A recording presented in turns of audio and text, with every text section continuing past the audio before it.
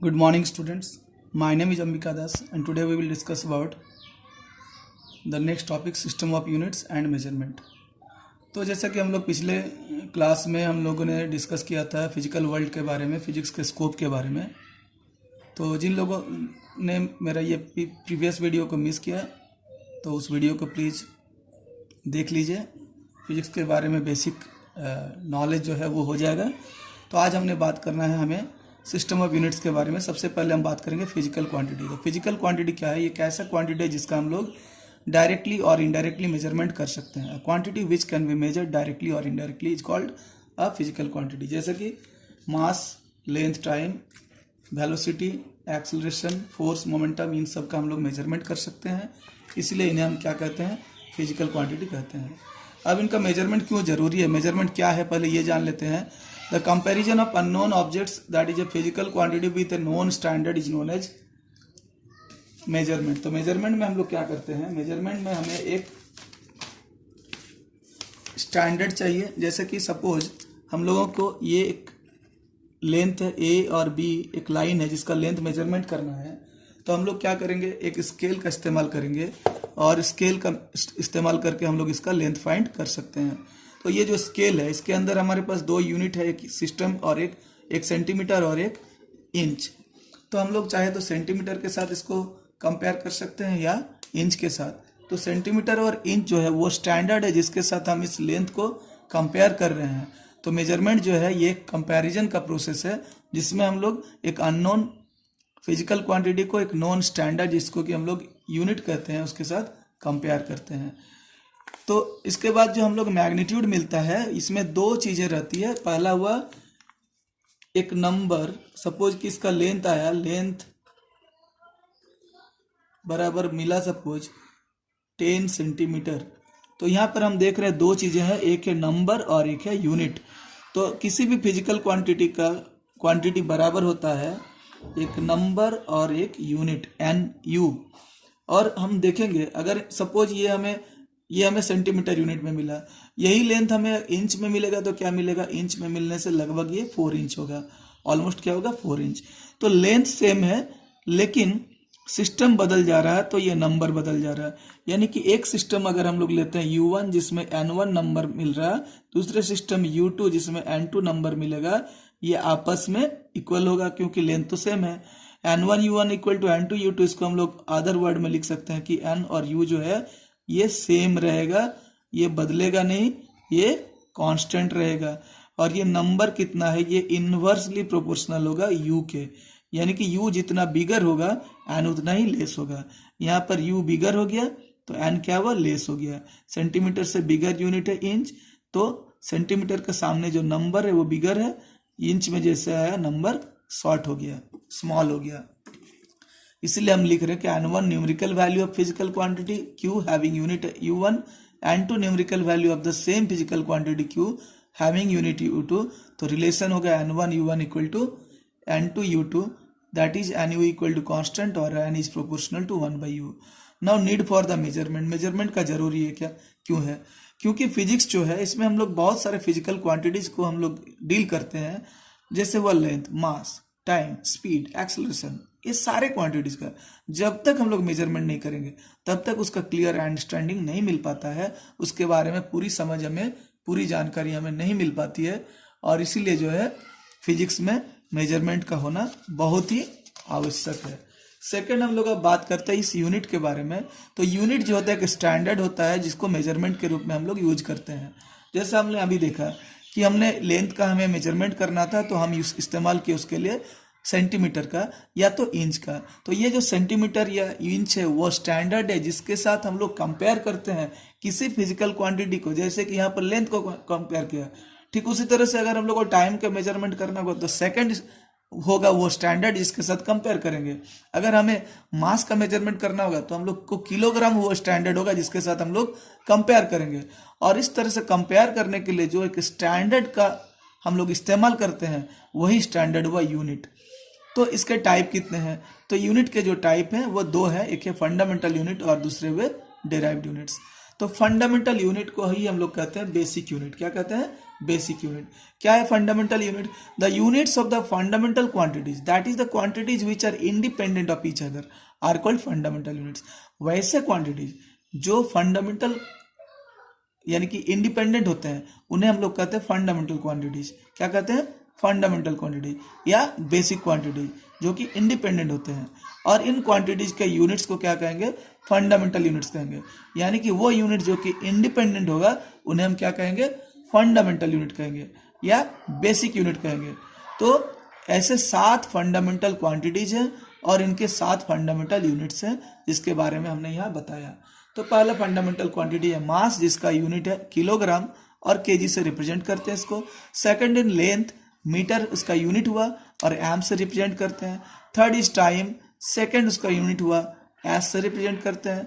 Fourth is temperature, kelvin is the unit, के से represent करते हैं। ल्यूमिनस इंटेंसिटी, कैंडेला, सीडी से रिप्रेजेंट होता है। इलेक्ट्रिक करंट, एम्पियर यूनिट है, ए से रिप्रेजेंट होता है।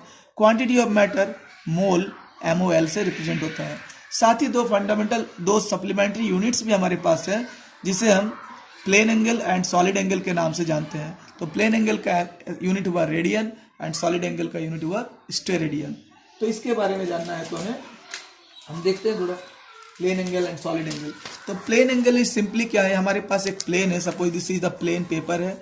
इसमें हमारे पास 2 लाइन है, OA एंड OB, और इन दोनों लाइन में जहां पर मिल रहा है तो दोनों के बीच में ये हमारा जो बना theta, this is our plane angle. तो ये एक 2 डायमेंशनल कंसेप्ट है जिसका इस प्लेन एंगल का यूनिट हो गया रेडियन, RAD से हम रिप्रेजेंट करते हैं। इसके बारे में हमने जियोमेट्री में प्रीवियस क्लासेस में काफ़ी कुछ पढ़ा है। सॉलिड एंगल ये थोड़ा सा नया कॉन्सेप्ट है। इसमें क्या करते हैं हम लोग, एक सॉलिड लेते हैं और उनके सरफेस के बीच में ये एंगल है जिसको हम लोग d ओमेगा से रिप्रेजेंट करते हैं, सॉलिड के सरफेसेस के बीच में। तो उस एंगल को हम लोग कहेंगे सॉलिड एंगल, और इसका यूनिट है स्टेरेडियन, या इसको रिप्रेजेंट करते हैं SR से। तो ये एक 2 डायमेंशनल कॉन्सेप्ट था और ये एक 3 डायमेंशनल कॉन्सेप्ट हुआ। तो ये थे हमारे 2 सप्लीमेंट्री यूनिट्स। अब हम लोग बात करते हैं डिराइव्ड यूनिट्स क्या है। तो the units of the derived physical quantities, that is the quantities which depend upon the fundamental quantities are called derived units. तो जो क्वांटिटी फंडामेंटल क्वांटिटी के ऊपर डिपेंड करता है, यानी कि वैसे क्वांटिटी जो डिपेंडेंट होते हैं, जो इंडिपेंडेंट नहीं होकर डिपेंडेंट होते हैं, जिनको हम लोग डिराइव करते हैं, स्थापित करते हैं, उन्हें ही हमें डिराइव्ड क्वांटिटीज कहेंगे। और इन डिराइव्ड क्वांटिटीज के यूनिट को डिराइव्ड यूनिट कहेंगे। एग्जांपल के लिए स्पीड डिपेंड करता है डिस्टेंस अपन टाइम, स्पीड का फॉर्मूला है ये। और डिस्टेंस क्या है? 2 पॉइंट के बीच का डिस्टेंस, मतलब उसके बीच का जोड़ने वाला जो लाइन है उस लाइन की लंबाई, लेंथ, डिवाइडेड बाय टाइम। यानी कि स्पीड एक डिराइव्ड क्वांटिटी हुआ जो 2 फंडामेंटल क्वांटिटी लेंथ और टाइम के ऊपर डिपेंड करता है, इसलिए स्पीड क्या हुआ? डिराइव्ड क्वांटिटी हुआ। तो स्पीड का जो यूनिट होगा ये कैसे फाइंड होगा? तो लेंथ का यूनिट को लेंगे और टाइम का यूनिट को लेंगे। तो मीटर बाय सेकंड, यानी कि मीटर पर सेकंड स्पीड का यूनिट हो गया। इस तरह से हम लोग किसी भी डिराइव्ड यूनिट को फाइंड कर सकते हैं। तो speed is a derived quantity and the unit of speed that is metre per second is a derived unit. Clear हुआ या फिर से बताओ? ये कमेंट करके जरूर बताना। अब हम लोग जानते हैं कि स्टैंडर्ड यूनिट में क्या क्या विशेषताएं होती है। What are the characteristics of a standard unit. तो एक स्टैंडर्ड यूनिट में ये विशेषताएं होती है। It should be well defined, इसको अच्छी तरह से परिभाषित होनी चाहिए। मतलब कि ऐसा नहीं हो कि किसी भी लेंथ को हम 1 मीटर कह देंगे या किसी भी लेंथ को 1 सेंटीमीटर कह देंगे, बल्कि ये बिल्कुल क्लियरली एक्सप्लेन्ड होना चाहिए, डिफाइंड होना चाहिए कि 1 मीटर मतलब कितना लेंथ, 1 किलोग्राम मतलब कितना मास, 1 सेकंड मतलब कितना टाइम इंटरवल। ये बिल्कुल ही डिफाइंड होना चाहिए, वेल डिफाइंड होना चाहिए। Second, it should B of convenient size, मतलब इसका साइज ना तो बहुत छोटा और ना ही बहुत बड़ा हो, ये बिल्कुल कन्वीनियंट साइज की होनी चाहिए। Third, it should be easily accessible, मतलब इसको कहीं भी अगर इस यूनिट को हमें फाइंड करना है तो आसानी से जैसे मिल जाए। Fourth, it should B reproducible at all places without any difficulty, ऐसा नहीं कि एक एंटिक पीस हो जो एक पर्टिकुलर जगह पर हो और दूसरे जगह पर ये मिले नहीं, ऐसा नहीं होना चाहिए, बल्कि हर जगह पर मिलना चाहिए और हर जगह पर जब जरूरत हो इसे रिप्रोड्यूस दोबारा बनाया जा सके बिना मुश्किल के। Number 5 is it should not change with time, place and physical conditions like pressure, temperature, etc। ये ऐसे वैल्यूज होने चाहिए स्टैंडर्ड यूनिट के ताकि इसका वैल्यू हमेशा बराबर रहे, चाहे कोई भी जगह हो, कोई भी समय हो, किसी भी समय में हो या किसी भी परिस्थिति में हो, इसका वैल्यू बराबर होना चाहिए। And it should B widely acceptable, जैसे कि इसको पूरे ऑल ओवर द वर्ल्ड में जैसे ये एक्सेप्टेंस हो। ये सारे क्वांटिटीज एक स्टैंडर्ड यूनिट में, एक क्वालिटीज एक स्टैंडर्ड यूनिट में होनी चाहिए। अब हम लोग देखते हैं सिस्टम ऑफ यूनिट्स यानी कि इंटरनेशनल सिस्टम ऑफ यूनिट्स क्या है। तो इंटरनेशनली 4 सिस्टम के बारे में एक्सेप्टेंस है। पहला हुआ सीजीएस। सीजीएस सी से होता है सेंटीमीटर, जी से होता है ग्राम और एस से होता है सेकंड। तो एक ऐसा सिस्टम जिसमें लेंथ का मेजरमेंट सेंटीमीटर से, मास का मेजरमेंट ग्राम से, टाइम का मेजरमेंट सेकंड यूनिट से किया जाए, उसे ही हम लोग सी जी एस कहते हैं। C for centimetre, G for gram, S for second. और सेंटीमीटर का यूज होता है लेंथ के लिए, ग्राम का मास के लिए एंड एस सेकंड का टाइम के लिए। Second unit is F P S, F for foot, P for pound and S for second. F for foot, foot किसके लिए, लेंथ के लिए। पी फॉर पाउंड, पाउंड किसके लिए, मास के लिए। और एस फॉर सेकंड, सेकंड किसके लिए यूनिट होगा, टाइम के लिए। तो उस सिस्टम को कहेंगे एफ पी एस। ये जनरली ब्रिटिश सिस्टम है जो ब्रिटेन में यूज होता था। और हम लोग आज भी इसका लेंथ के लिए हम लोग यहाँ इंडिया में भी फुट का यूज करते ही हैं, क्योंकि यहाँ पर ब्रिटेन का बहुत ज़्यादा ही बोलबाला रहा। काफ़ी साल तक यहाँ, लगभग 200 वर्षों तक यहाँ शासन किया, तो उनका यूनिट्स जो भी उनका सिस्टम है, थोड़ा सा एक्सेप्टेंस यहाँ भी मिल गया था। मास के लिए पाउंड का, आज भी बेकरीज वगैरह में जाते हैं केक लेने, तो वहाँ पूछा जाता है कि कितने पाउंड का केक चाहिए, यानी कि पाउंड आज भी इस्तेमाल इंडिया में भी होता है। तो थर्ड सिस्टम जो है ये एम के एस सिस्टम है, जिसमें एम रिप्रेजेंट करता मीटर जो कि लेंथ का यूनिट है, के किलोग्राम जो कि टाइम का मास का unit, sorry, and S second जो कि टाइम का यूनिट है। अब बाकी समझ में आपको आ गया होगा। And four the S I, S I का मतलब क्या, ले सिस्टम में इंटरनेशनल डायूनाइट्स। तो जब ये 3 यूनिट्स थे, ये दुनिया भर के अलग अलग हिस्सों में इस्तेमाल होते थे। तो इंटरनेशनल फिजिसिस्ट के सामने ये प्रॉब्लम हुआ कि जब one place to other place trade होने लगे, one country to other country, तो उनके सिस्टम के चलते मेजरमेंट में गड़बड़ी आने लगा। तो उन्होंने 1960 के आसपास फ्रांस में एक कन्वेंशन किया, सारे दुनिया के फिजिसिस्ट एक जगह हुए और उन्होंने कुछ यूनिट्स को एक्सेप्टेंस दिया, जिसमें लेंथ के लिए मीटर का, मास के लिए किलोग्राम का, एंड टाइम के लिए अगेन सेकंड का चूजन किया। तो ऐसा नहीं कि एमकेएस को ही उन्होंने अपना लिया, बस एमकेएस के नाम को रखा, मीटर, केजी और किलोग्राम एंड सेकंड को, लेकिन मीटर, किलोग्राम और सेकंड का को जिस तरह से डिफाइन किया गया था एमकेएस सिस्टम में, उस डेफिनेशन को चेंज करके एक न्यू डेफिनेशन सेट किया गया और इन यूनिट्स को बनाया गया, जिनको कहा गया इंटरनेशनल सिस्टम ऑफ यूनिट या एसआई सिस्टम ऑफ यूनिट। क्यों है ये इतना इम्पोर्टेंट, इसका क्या खासियत है, इसके बारे में हम लोग बात करते हैं कि एसआई सिस्टम ऑफ यूनिट के एडवांटेजेस के बारे में। तो ये इनका पहला एडवांटेज है, ये कोहेरेंट सिस्टम ऑफ यूनिट है। कोहेरेंट सिस्टम ऑफ यूनिट का क्या मतलब हुआ कि इसको हम लोग मल्टीप्लाई एंड डिवाइड करके फाइंड कर सकते हैं। कुछ फंडामेंटल यूनिट्स हैं जिनके बीच के मल्टीप्लिकेशन या डिवीजन के बाद हम लोग सारे यूनिट्स को फाइंड कर सकते हैं, और इसीलिए कहते हैं ये कोहेरेंट होता है। जैसे कि अभी अभी हमने देखा, स्पीड का यूनिट को फाइंड करने के लिए लेंथ का यूनिट को हमने डिवाइड किया टाइम के यूनिट से, तो हमें मिल गया स्पीड का यूनिट। इसलिए कहते हैं कि एसआई जो है ये कोहेरेंट सिस्टम है। Second, it is a rational system. Rational क्यों कहते हैं, क्योंकि एक क्वांटिटी के लिए एक यूनिट का इस्तेमाल होता है। जैसे कि एनर्जी के लिए सिर्फ एक यूनिट का इस्तेमाल होता है, जूल। इससे पहले जूल के साथ साथ केल्विन भी एनर्जी का यूनिट है, लेकिन एसआई में हमने जूल के साथ साथ कैलोरी भी यूनिट है, लेकिन हमने एसआई में क्या यूनिट लिया, जूल का ही इस्तेमाल करते हैं। इसलिए कहते हैं कि रैशनल सिस्टम है, मतलब एक क्वांटिटी के लिए एक यूनिट।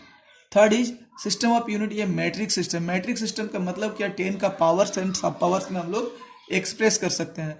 जैसे कि 1 मीटर, 1 मीटर इक्वल टू क्या होगा, सेंटीमीटर को अगर मीटर में हम लोग लिखेंगे तो 1 मीटर इक्वल टू हमारा होता है 10⁻² सेंटीमीटर। अगर 1 मीटर को हम लोग मिलीमीटर में लिखेंगे तो दिस इज 10⁻³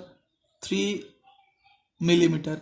तो हम लोग देख रहे हैं कि मीटर और सेंटीमीटर के बीच में जस्ट 10 का पावर्स का डिफरेंस है, तो हम लोग 10 के पावर्स में इसको एक्सप्रेस कर सकते हैं, इसलिए इसको कहते हैं matric system. Fourth, system of unit is internationally accepted, जो कि बात किया है, इसका बनावट ही हुआ, फाउंडेशन ही इंटरनेशनली एक्सेप्टेंस के बाद हुआ है। And fifth is SI system में यूनिट्स का नंबर बहुत कम है, क्योंकि एक यूनिट एक क्वांटिटी के लिए एक यूनिट का इस्तेमाल होता है। नेक्स्ट हम लोग देखते हैं प्रैक्टिकल यूनिट्स ऑफ लेंथ के बारे में। तो सबसे पहले हम लोग बात करते हैं बड़े मेजरमेंट और लार्ज मेजरमेंट्स। तो पहला हमारा यूनिट है एस्ट्रोनॉमिकल यूनिट यानी कि AU. This is average distance between the earth and the sun is called astronomical unit. तो अर्थ एंड सन के बीच में एवरेज डिस्टेंस का क्यों जरूरत पड़ा, क्यों नहीं हम एक पर्टिकुलर डिस्टेंस को मान लेते हैं। तो सपोज ये हमारा सन है, this is sun and this is earth. तो अर्थ जो है सन के चारों ओर इस तरह से एक एलिप्टिकल पाथ पर, अंडे के आकार के पाथ पर रिवॉल्व करता है, ऐसा केपलर के मॉडल में बताया गया, और सन एक फोकस में रहता है। तो अर्थ और सन के बीच में ये एक डिस्टेंस हुआ और एक ये डिस्टेंस। तो हम लोग देख रहे हैं कि दोनों डिस्टेंस बराबर नहीं है, यानी कि जब अर्थ एक चक्कर काटती है तो अलग अलग डिस्टेंस सन और अर्थ के बीच में होता है। तो अगर सन और अर्थ के बीच का डिस्टेंस चाहिए तो एक पूरे पाथ में इन सभी डिस्टेंस को निकालने के बाद उसका एवरेज निकालना होगा, एंड उस एवरेज को हम लोग कहते हैं एस्ट्रोनॉमिकल यूनिट, जो बराबर होता है 1.496 इंटू 10⁻11 मीटर। जी हाँ, 1 एस्ट्रोनॉमिकल यूनिट इक्वल टू होता है 1.496 इंटू 10⁻11 मीटर। नेक्स्ट हमारे पास हमें जानना है लाइट ईयर के बारे में। तो लाइट ईयर क्या है? लाइट ईयर जो है distance travelled by light in vacuum in 1 year. एक साल में लाइट वैक्यूम में जो डिस्टेंस ट्रेवल करता है उसे हम लाइट ईयर कहते हैं। तो इसको हम लोग कैलकुलेट करने के लिए क्या करते हैं, हमें निकालना क्या है, डिस्टेंस निकालना है। तो डिस्टेंस का फॉर्मूला है हमारे पास स्पीड इनटू टाइम। अब हम यहाँ पर स्पीड के इसका यूज करेंगे, क्योंकि लाइट ट्रेवल करता है तो लाइट का स्पीड लेंगे। तो लाइट का स्पीड क्या है, this is 3 into 10⁸ metre per second. ठीक है, ये याद रखना है। और टाइम कितना है, 1 ईयर। तो क्या 1 ईयर जो है, ईयर तो ऐसा सिस्टम नहीं है, ऐसा यूनिट नहीं है टाइम के लिए। तो इसको हम लोग क्या करते हैं, 3 इंटू 10⁸ रहने देते हैं और ईयर को कन्वर्ट करते हैं पहले डेज में। तो 1 ईयर बराबर कितना डेज होगा, 365 डेज। देन ये सब सेम रहेगा, डे को कन्वर्ट करेंगे आवर में। तो एक दिन में 24 घंटा होता है, तो ये आवर में कन्वर्ट हो जाएगा। फिर ये पूरा सेम रहेगा, 3 इंटू 10⁸ इंटू 365 इंटू 24, और इसको कन्वर्ट करेंगे हम लोग मिनट में, तो 60 से मल्टीप्लाई करेंगे। एंड देन ये जो आया इसको अगेन 60 से मल्टीप्लाई करेंगे, क्योंकि 1 मिनट इक्वल टू 60 सेकेंड होता है। तो हमें एक वैल्यू मिलता है 9.46 इंटू 10⁻15 मीटर का, जो कि 1 लाइट ईयर के बराबर होगा। ठीक है, अब नेक्स्ट हमारा है पार्सेक यानी कि पायरेक्टिक सेकंड। पायरेक्टिक सेकंड क्या है, distance at which an arc of length equal to 1 astronomical unit subtends an angle of 1 second. तो थीटा यानी कि एंगल बराबर हम जानते हैं आर्क डिवाइडेड बाय लेंथ होता है, रेडियस होता है। तो रेडियस बराबर होगा आर्क बाई थीटा यानी कि एंगल। सपोज यहाँ पर एक पॉइंट है, यहाँ से कुछ डिस्टेंस पर अर्थ को रखा गया और यहाँ पर सन है। सन और अर्थ के बीच में अगर हम ऐसे आर्क लेंगे, एक इस तरह से एक सर्कल ड्रॉ करते हैं, तो ये एक आर्क होगा। सपोज वो आर्क हम लोग लिए हैं 1 एस्ट्रोनॉमिकल यूनिट का। ठीक है, क्या है, 1 एस्ट्रोनॉमिकल यूनिट का। तो ये 1 एस्ट्रोनॉमिकल यूनिट के आर्क अगर इस यहाँ पर 1 सेकंड का एंगल बना रहा, तो ये दूरी जो होगा वो 1 पार्सेक होगा। थोड़ा सा ध्यान दीजिए, अगर हम यहाँ पर अर्थ और यहाँ पर सन को लेते हैं, ये अगर डिस्टेंस लेंगे तो ये तो 1 आर्क नहीं है। ठीक है, ये 1 आर्क नहीं है। तो ये 1 आर्क का डिस्टेंस अगर रहता है तो ही ये एंगल 1 सेकंड का बनने से ये डिस्टेंस क्या होगा, 1 पार्सेक होगा। ठीक है, तो 1 पार्सेक इक्वल टू क्या होगा, आर्क के जगह में कितना होगा, 1 एस्ट्रोनॉमिकल यूनिट, और थीटा के जगह में क्या होगा, 1 सेकंड। तो क्या एंगल थीटा में रिप्रेजेंट होता है, बिल्कुल होता है। हम लोग अब तक जानते हैं कि एंगल को मेजरमेंट करते हैं डिग्री में, लेकिन डिग्री से छोटा होता है मिनट, और मिनट से छोटा होता है सेकंड। तो एक डिग्री बराबर होता है 60 मिनट, और 1 मिनट बराबर होता है 60 सेकंड। ठीक है, तो 1 सेकंड इसको हम लोग निकालने के लिए चेंज कर सकते हैं। ऊपर में एस्ट्रोनॉमिकल यूनिट का ये वैल्यू पुट करेंगे 1.496 इंटू 10⁻11 1 पार्सेक